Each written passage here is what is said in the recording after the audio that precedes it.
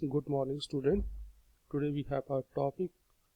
It is the second part of the first chapter, that is Cold War era. In this part, we will discuss some of the points that are remainder of this lesson. First topic: why the superpowers makes alliance with the smaller countries. Second, arena of the Cold World War, means where the Cold World War is actually happening. In this part, we will discuss about the Congo crisis, Korea War, or the other area where both sides face each other. Second, arms control treaty between the both alliance, US alliance and USSR alliance. Challenge to bipolarity. In this part, we will discuss about the another movement that is called NAM, non-alignment movement. And the second last topic is of this chapter is the new international economic system. In this part, we will discuss about the least development countries and their problem. What are United Nations suggestions to improve their economic condition?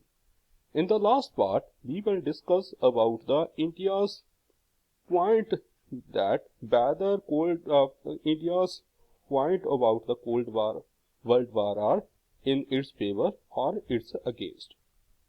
The first point that is why the superpowers make alliance with the smaller countries. The first point that is vital resources. By their making alliance with their superpowers, the smaller countries superpower get its vital resources like oil, minerals. By this alliance, small countries also get the financial support and the diplomatic support from superpowers than the territories.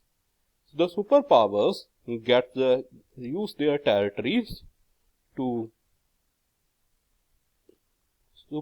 their territories to for their launch their weapons or they set their weapons in the smaller countries like when USSR set their weapons in the Cuba, that kind of the territory the superpowers use. Then the location. With the help of the small countries alliance, they can spy each other what is happening in the other alliance. Then the economic support. Sometimes the smaller countries support the superpowers for their military help, means provide them the small of the finance. Then the ideological region, that is most important region for the making alliance of the superpowers with their small nations. More and more powers, more and more countries that join the each alliance, USS alliance or the US alliance, means they can if they make alliance with the USA or the US alliance, they have to support the democracy and the capitalism.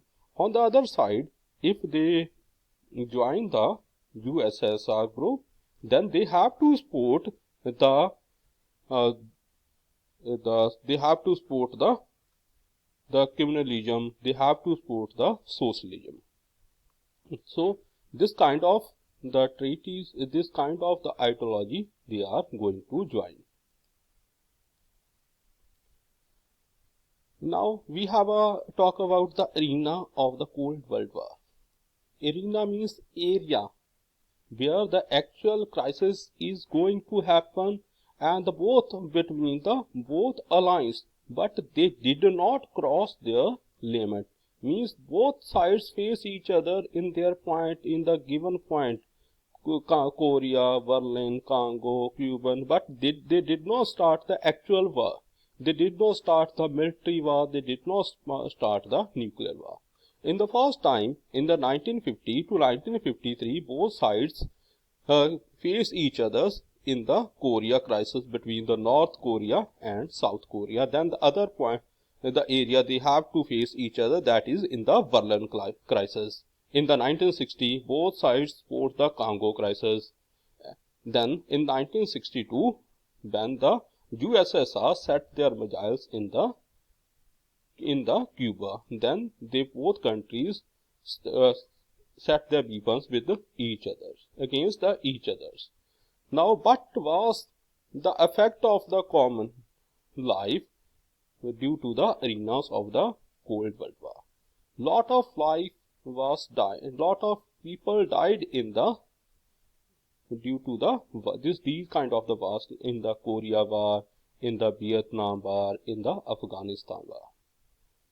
In some cases, huge military build-up was set up, like in the Cuba, USA set their nuclear missiles. These kind of cases are reported there, both sides their military setup. Then, diplomatic communication between the superpowers sometimes not being sustained, and this leads them to misunderstanding for their both allies. Then the armed control treaties that are between the both allies or the members of their alliance.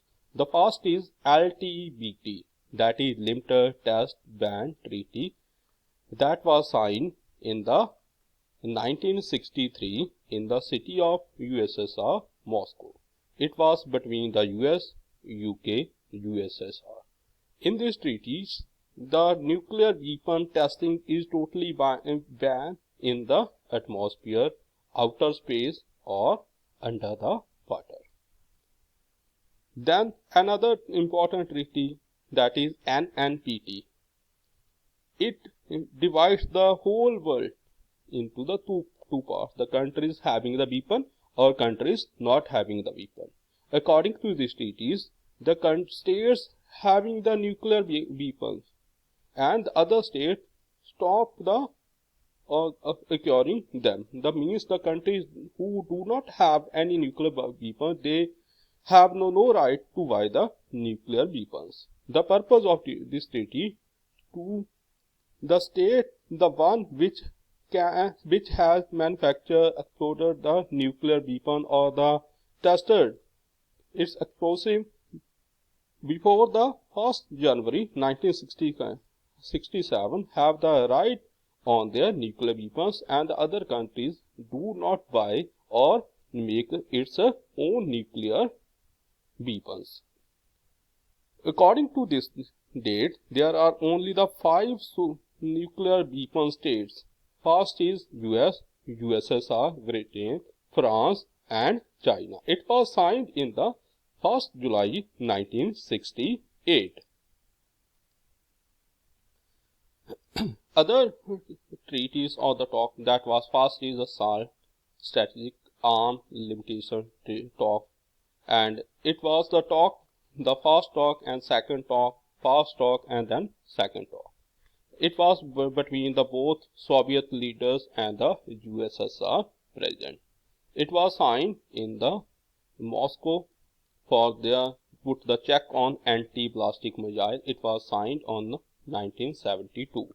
Second round talk was started in 1972.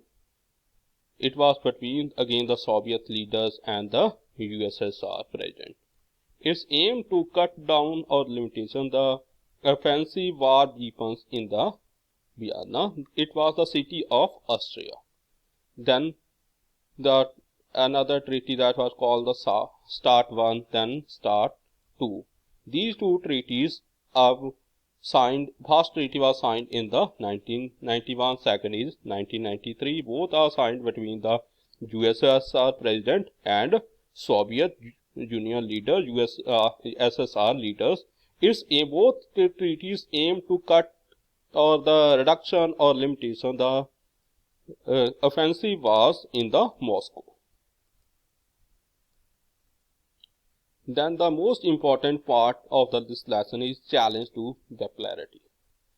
You have to check the pictures of these leaders, these 5 pillars that found another organization or the challenge the both alliance, and this name is NAM, Non-Alignment Movement. It was started with the help of these five figures, these five persons. First person is Joseph Brozo Tito, second is Jawaharlal Nehru from India, then Egypt's Gamble, then the Skoro, then the Khawama. The first the first summit was started in 1961 in Belgrade. Almost 25 nations participate in this.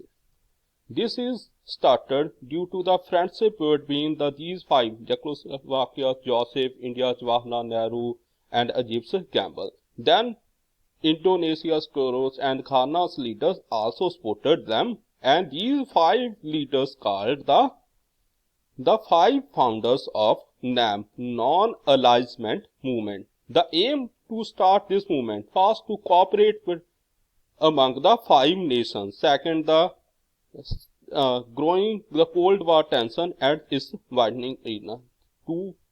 The third point is to help the African colonies, African countries who get the freedom from their colonialism countries, and they help in 1960. In the 1960 time, they helped the 16 African countries to become the member of UN, United Nations. Then another important part of this lesson, that is a new international economic order. During this time, there are the countries who are the least developed countries. These are called the LDC. These countries facing the problem due to its colonialism exploitation, they have the problem to be developed economically, then left their peoples out of poverty or get the sustained development. For their problem, in the United Nations Conference on the Trade and Development put its report in 1972, and its name of the report is Towards a New Trade Policy for Development. This report gives the suggestion first that the LDC or least developed countries have to write on its natural resources, minerals and other resources. Then the rich countries help the least developed countries with the technology or provide them the less cost effective technologies. And third point, that the third recommendation, that is least developed countries provide the more and more chances for the Western market to sell their product. Then the least developed countries have to play a greater role in the international economic institutions. Then the last part of this topic, that is the India and Cold War. Some of persons have supported India's policy of NAM, Non-Alignment Movement, but some are its against. The persons who supported India's NAM policy have the argument that it provides the balanced approach between the both super alliance, and they also give the argument that due to this India maintained its own interest and did not follow the interest of supernatural powers. The persons who are against the policy of NAM, they give the argument that it was unprincipled and the India failed to maintain its national interest, and due to national interest, India did not take crucial decisions on the various international issues. And they also give the argument that India failed to maintain the non-aligned movement because in the 1971 India set up its treaty with the USSR. It is the treaty of the 20 years. It is called the Treaty of Friendship. Due to this treaty, India failed for this. Thank you.